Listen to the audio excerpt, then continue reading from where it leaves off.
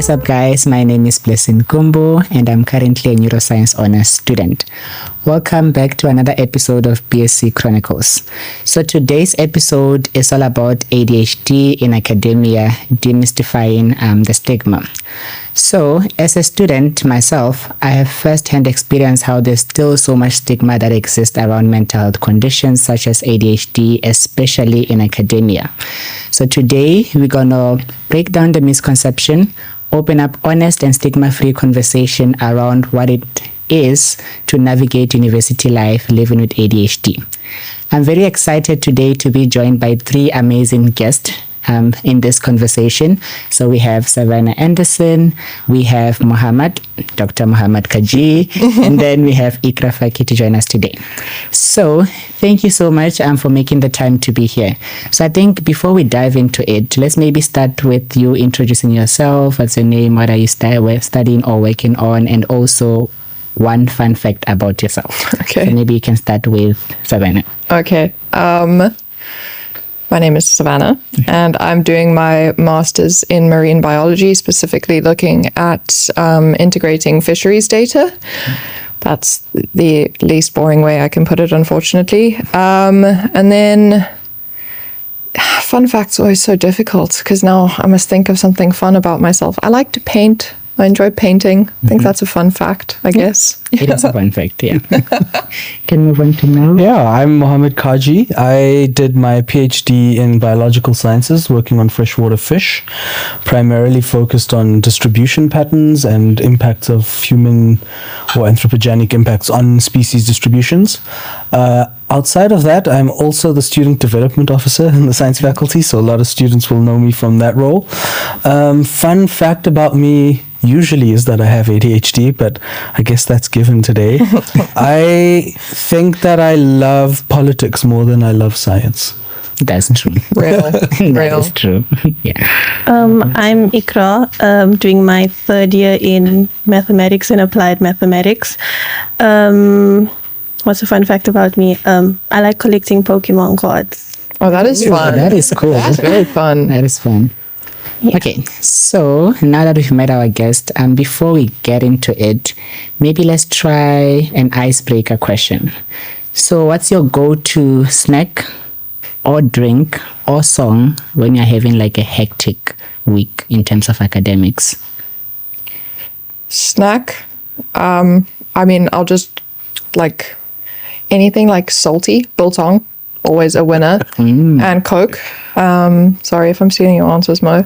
I'm boycotting Coke, so... Okay, don't make me look bad on camera. I also need to boycott Coke, but it's just too good. I know. And then, yeah, anything. I go through like phases with music. Like I hyperfixate on different genres or artists, and then that's all I listen to for like 2 months, and then I move on. At the moment, it's the Red Hot Chili Peppers. I go through like cycles with them, but for the last 6 years, there's like 3 months of the year where I basically just listen to the Red Hot Chili Peppers, and that's currently happening. So yeah. Mm-hmm. Yeah, a tricky question for me with music. I don't actually like music. What? Bro, what are you talking about, man? Actually, it's not that I don't like it. I'm uninterested in music, so I know nothing about music. I listen to the same playlist every single day. It's called Wonderful Music Movie Soundtrack. And everyone who knows me will know that. Just Zimmer beat. Yeah, and it's now like a Pavlovian response to my day. When I start that playlist, my body feels ready to work. With snacks, I have a more complex relationship. I think I also hyperfixate on certain foods, so it depends. At the moment, I'm very much into the strawberry flavored Dentine bubblegum that like I'm going through like a card a day. So I think that's in part an ADHD thing. I get food fixations and then I have to eat that thing every day. Okay. Yeah. And I'm also like Savannah, I love a Coke, but I'm trying and failing to boycott it. Yeah. We won't judge.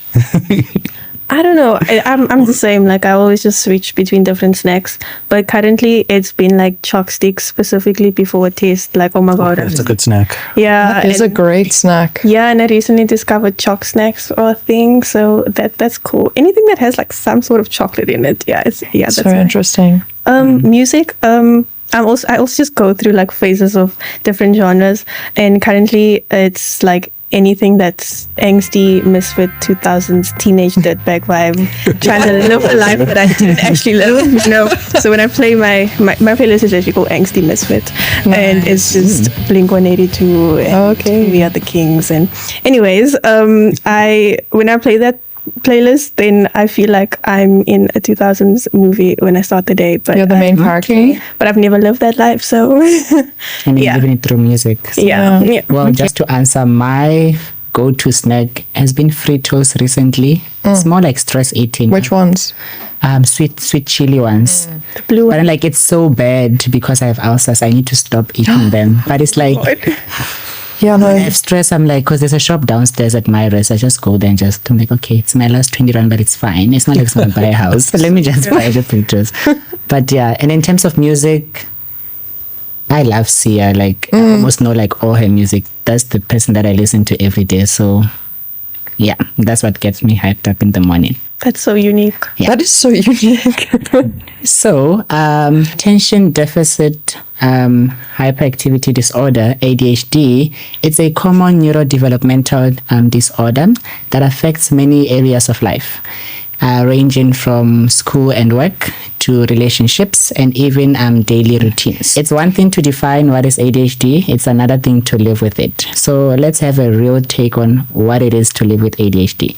So Ikra, what is ADHD in your own words? For me, it's something that's in my head every day, all day, 24/7.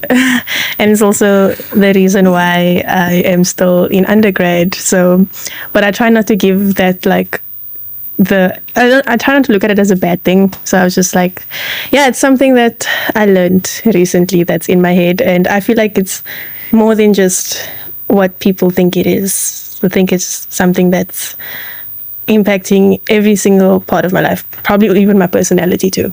No, most definitely my personality too. So I would say it's my personality. Okay. And then Savannah, how do you define ADHD? I think similar to what Ikra said, I feel like ADHD is an incredibly unique experience. It's not like something that's ubiquitous across everyone with ADHD. Every single person with ADHD will have a different way that they define it and they experience it on a day-to-day life, and it interacts with other mental disorders as well. So for me, like, I was fairly high functioning throughout my life because I had quite severe anxiety and OCD as well, which I didn't know, but regulated my ADHD. And it was only when I got to postgrad that I then was like, oh, something's not right here. And I always suspected it, but there's also, like, I was never considered for diagnosis for many reasons, but the fact that I'm a woman is one of them. So, like, that's a whole nother conversation. But yeah, for me, it very, very similar to what Ikra says. It's something that does affect my every single day life, and it's a journey to learn exactly how it has impacted everything. And it's incredibly validating to discover all of the things that ADHD does impact, and it's not like something wrong with you, and like learning ways to deal with those things. So yeah, it's, for me, like, not to sound super like woo-woo, but it's an experience and it's a journey, like, yeah, that impacts every day. What's your take, Mo? Yeah, it's an interesting question because I think just the name ADHD, so attention deficit, there's a lot of like questions about, is it a deficit? Is it just you have to be interested in something and then you don't have an attention deficit? I, for example, don't have the hyperactivity component. So I've never struggled with like running around and jumping around, but maybe that's because my parents were really strict and I didn't get the chance to do that. I think similar to what Ikra and Savannah are saying is it's something that's all encompassing. It's involved and I see signs of it in every single aspect of my life. Although what's really scary is before figuring out that I had it, I had no idea that the things that were causing my behaviors, both good and bad, was as a result of ADHD. And now I think for me it is probably the most prominent aspect of my identity. Which is, if someone says, how do you describe yourself? I would say, well, I have ADHD as the first thing at the top of the list. And for me that manifests as yeah, sometimes I can concentrate for hours on end without a break, and other times I can't get myself to respond to a single email. So it's really a like vast difference in being able to pay attention, whether that's doing work or listening or reading or writing. It's entirely, I think my life now is, maybe if I could define it in one sentence, my life is now dominated by how much access to dopamine I have. That's in a summary of what ADHD is about. Okay. So how do you describe, like, what are the common symptoms that you experience, like, as someone living with ADHD? I feel like my symptoms list is endless, but I would say I'd say like the common ones for me especially is just I do get the hyperactivity, but my hyperactivity, I feel like it's not only physical. Like I will have times where I can ramble for hours and hours and hours, and then I'd want to go places, and when I'm in a mall I just like go through like 10,000 shops and then realize, oh, I'm actually tired after a while. So I do get that. But for me, besides the hyperactivity, it's just executive functioning. Like that's my biggest issue for me. Being able to do anything, and forgetfulness. I don't know if that's I don't know the proper medical term for it, but I forget things really, really, really, really, really badly. Like it severely affects a lot of things. Like maybe this is TMI, but I don't really feel like it's TMI. But sometimes, like when I'm like on my period, I will forget to even put a pad or tampon on because I have ADHD. And you'd think that, oh, that's just like a normal thing that you're supposed to do as a woman. Like, I mean, it's like a daily task. Yeah.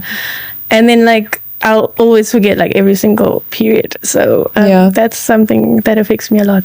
Forgetfulness. Yeah. No, 100%. Yeah. And then more like, what are the common symptoms that you experience? I think Ikra covered quite a bit that I think is universal. For me, we were chatting about this before we started recording. So getting out of bed is really difficult. Getting started on tasks is very difficult. Stopping tasks, changing tasks, those are all things that take a lot more energy than the average person. Forgetfulness is a huge thing. Not just, I think, not just forgetting things that I need to do or things that are part of my daily routine. Forgetting people. So like object permanence is a big issue with ADHD people. So I love all my friends and my family, but if you're not part of my life currently, I forget that you exist. And it might take like months before I'm like, oh, I forgot about this person. Let me reach out to them. Outside of that, it permeates through like my work life, making sure like that I remember everything that I need to do, meeting deadlines. Being on time is a big issue for me, so I can't calculate exactly how much time I need to get to a certain place. And also like interestingly, finances. So because people with ADHD lack dopamine, they're seeking these sort of rewarding dopamine rewarding behaviors, and that can often manifest as like impulse spending. And then the like one of the biggest negative aspects of it that I'm currently fighting is aspects around like healthy eating.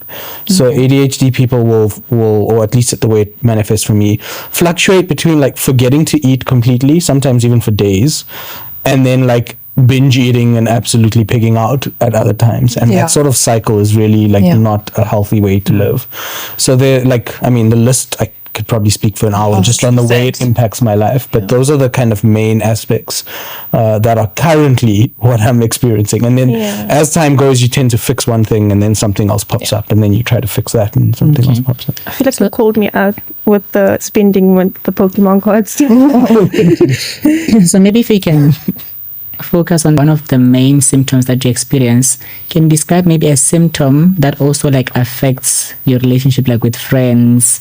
Sure. That don't understand like what is 100%. ADHD, and they think like, oh, you're just being dramatic, or you just Yeah, I mean, like I think I was basically like, there are some symptoms that are universal, so pretty much everything they said. But then to answer your question, there are other things like rejection sensitivity, which is something that like a lot of people don't really understand, but it's something that's quite common amongst people with ADHD, where if someone says to me like, oh, like you didn't do the dishes, I don't hear you didn't do the dishes, I heard like you're a failure, and you take things very personally. And I don't know if this is the experience of everyone with ADHD, but I do know that it's common amongst people with ADHD. And that can be quite hard with like building relationships. There's also the sense of like perfectionism. It's almost like you're overcompensating. That can affect like your work relationships. It can affect like family relationships. And there's a lot of, I mean, if you just look at a family environment, like growing up with a child with ADHD, there's a lot of things that like, especially back in the day, I guess, people didn't really understand. And so there's a lot more pressure put on people with ADHD to conform to a system that they quite physically and mentally cannot. And I think that does impact relationships in the sense that it kind of cultivates this frustration in the person with ADHD and in the people without, because there's a disconnect there. And that can be quite difficult. And then I think then outside of family and friends, if you're looking at like a romantic partner, it's something that carries through to the relationship and that you have to also consider in a relationship with someone.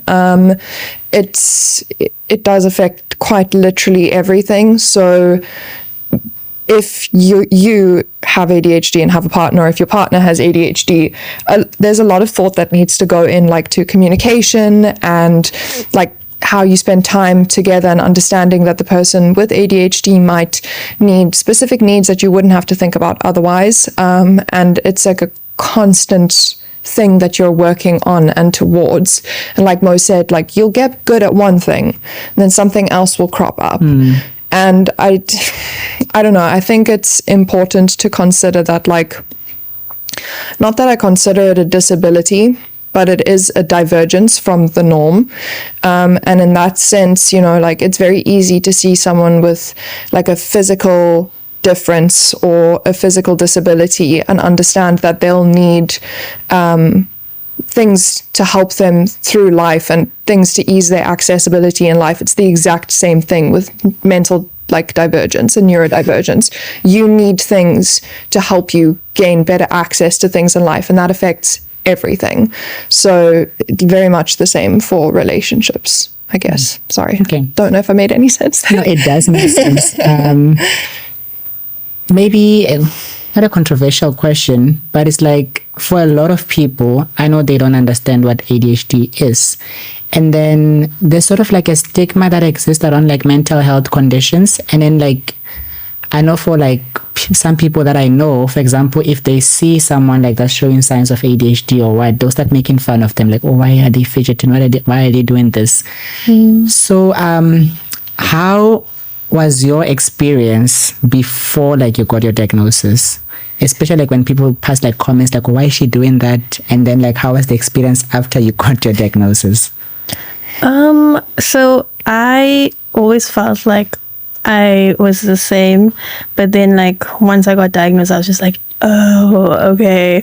But I got diagnosed very late. I mean, my brother was always like told, you know, he has ADHD. Growing up as a kid, I was always told, you know, my brother has it.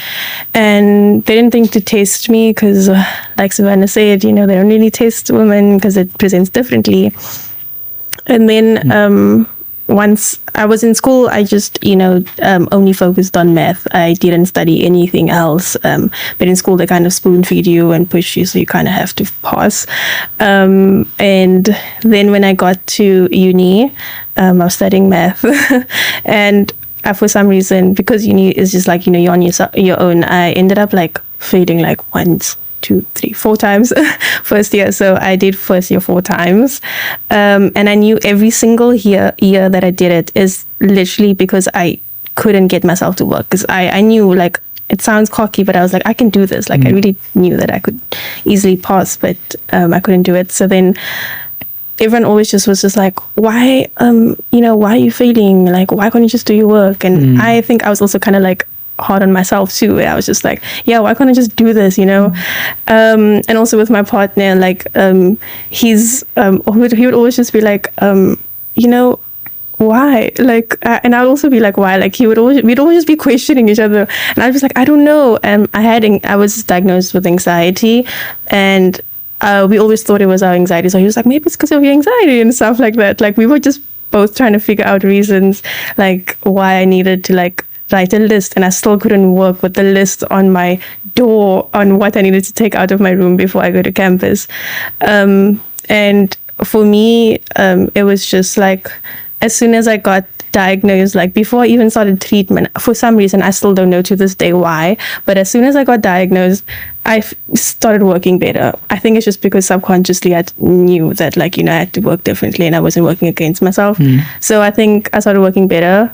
And also with the stigma around it, a lot of people didn't believe me for a good time. I feel like some people still believe me to this day. There were some giggles now and then, like, oh, what do you mean? Huh? And they thought I was joking because, people joke about it. So people thought I was joking. Yeah. So they genuinely thought I was joking. My friends who studied psychology and stuff were the exceptions. Were like, yeah, we could tell in school. Like, you constantly would tap on our shoulder every single time. So there's that. But for me, it was really just like hard to. I feel like I was educating people like once I got diagnosed. 100%. Okay. So Mo, can you think back to like when you got your ADHD diagnosis? How did your family feel about it? Was there a stigma around that, or they were like, "Oh, okay"? Question for you. Yeah, that's a loaded question. So maybe I'll first tell the story of the very first time when I figured out that I think I might have ADHD, and it's a slightly illegal story. So feel free to edit this out if you want. My universal experience. my first real thought of having ADHD came out of I was going out with some friends, and we decided that for the first time in our lives we were going to try a drug called MDMA. Ooh. So MDMA is the base drug is the same as what the ADHD medications are made out of. Don't do drugs, kids. You made that. Thank you, Savannah. And so we took the MDMA and we went out, and my friends were all having a great time. And about half an hour in, it's as if the world just went silent for the first time ever. And like my brain went from bouncing around all over the show to like a clear line of thought. Yeah. Is it an ecstasy drug? It's the same. Molly, ecstasy, MDMA, they're all the same. So I was standing in this club and I couldn't wait to go home and start working, because for the first time in my life, for some reason, human evolution had clicked. I understood human evolution as not separate from the animal world. And it was a weird experience. I was looking at my friends all having fun, and I was just standing there being like... You're like having your Einstein moment. I want to go write this down because my brain has never thought so clearly. I was blind, but now I see. Yeah, exactly. Like quite literally, Eureka. And it was fine. The night ended. I like kind of masked my way through the evening, and the next day I went and Googled this, and I was like, what the hell just happened? Because I should be having fun, but instead I just wanted to work. Like everyone else is pinging off their and it kind of led me down the path of finding a few podcasts that spoke about this, and spoke about people with ADHD who might take certain recreational drugs, and please don't do drugs, might have the response of just feeling normal because your dopamine is suddenly spiked. And that was the first moment that I was like, oh, maybe I've got ADHD. It kind of clicks. And I spent a good 6 months then watching YouTube videos and listening to podcasts about ADHD, trying to convince myself that I didn't have it. And eventually I'd gone to the doctor and said, look, this is what I think has been happening. Should we do a test? And we did a few tests. I think, to actually answer your question, there's a huge amount of stigma with mental health issues in general within Indian communities, and I assume it's similar for black communities. Black and brown communities tend to have more of a stigma around it than white communities. My parents still don't fully believe that it's real. My mom, when I go home to Joburg, my mom will go through my bag like a good Indian mom always does. And the first time she found my ADHD meds, she freaked out. What did I just see? What did I just see? Ritalin, according to her, is like a really terrible drug that ruins your brain. Yeah. And so she'll still, every time I go home, tell me, have you stopped that Ritalin medication of yours? And I'm always like, no, it's okay. And she's like, it's going to make you go crazy. And I'm like, no, it'll be fine. So I think there's a lot of stigma around it. What I find ironic is that I'm 100% convinced that my dad has ADHD. It is so So genetic, right? Yeah. it is so genetic. apparent to everyone Yeah. except him and his generation of folks. So I think the stigma, and I imagine what life might have been like if he'd gotten diagnosed and if he was able to get treated. And I've seen how it's impacted his life negatively in almost every aspect of his life. So I think, yeah, there's a lot of stigma there, and perhaps for the older generation, there's maybe no amount of education that can help change their opinion. They're quite set in their ways. Yeah. But at the very least, for like the next generation of people, I think it's a lot more acceptable and a lot more normal to say that this is a thing and it's okay to be medicated for it. It's not a big deal. Yeah. Okay, so Savannah, I want to go back to the comment of that ADHD manifests differently in women, so they don't get tested. Do you mind elaborating more on that? And also maybe then share, like, at what age did you get diagnosed? Sure. I formally got diagnosed about 2 months ago. I've also got an interesting relationship. I've been taking Ritalin for 3 years. So I got given it by a GP.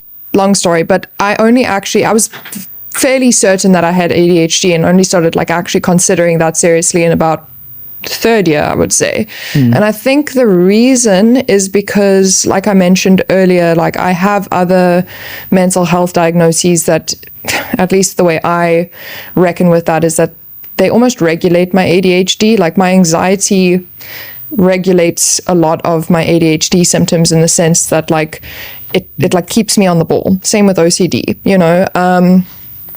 And I think that like because of the way that those interplayed, I presented very differently. And I mean, there's been many discussions on how, like, in general, across medicine, the case study for every single illness or like condition or anything is always a white man.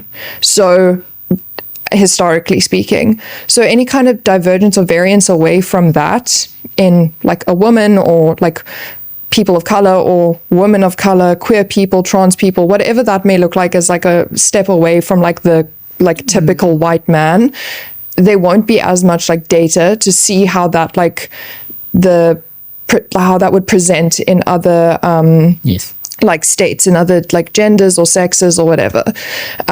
So it is like in that sense, like they, like what Ikra was saying, so relate to you. My brother from like 7 years old, they were like, you have ADHD. And like that was such a big part of his identity growing up. And like it was so well known in our household. And it was like, no, Luke has ADHD. But it like no one ever considered it for me. They're like, she does well in school, she's fine, you know. And it was because I did well in school, but no one ever thought that it was like, not like she's got other things going on there. But it was only when I got to a point in postgraduate studies or higher up in my tertiary education that the structure started to fall away.